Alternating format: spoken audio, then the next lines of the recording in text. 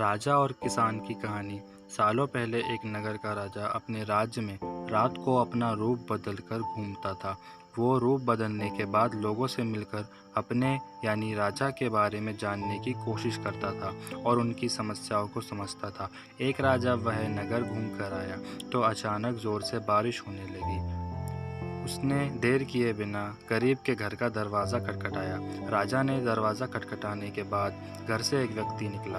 वह गरीब किसान था जो अपने पत्नी और बच्चों के साथ रहता था। बारिश तेज थी तो किसान ने राजा को अंदर आने के लिए कहा। राजा ने घर में जाने के बाद पूछा, क्या आप मुझे कुछ खिला सकते हैं? मुझे बहुत तेज भूख लगी है। वो गरीब किसान और उसका परिवार 3 दिन से भूखा था और उसके घर में एक भी अन्न का दाना नहीं था।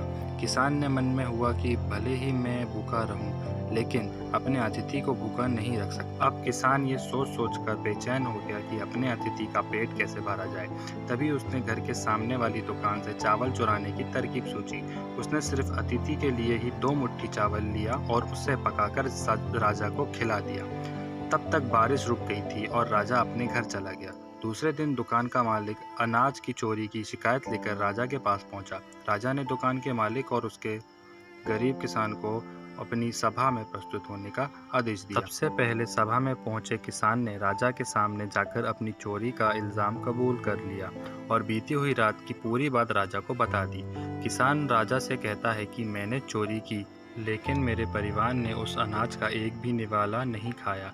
गरीब किसान की बातें सुनकर राजा बहुत दुखी हुआ और उसने किसान को बताया कि अतिथि के रूप में मैं स्वयं तुम्हारे घर आया था।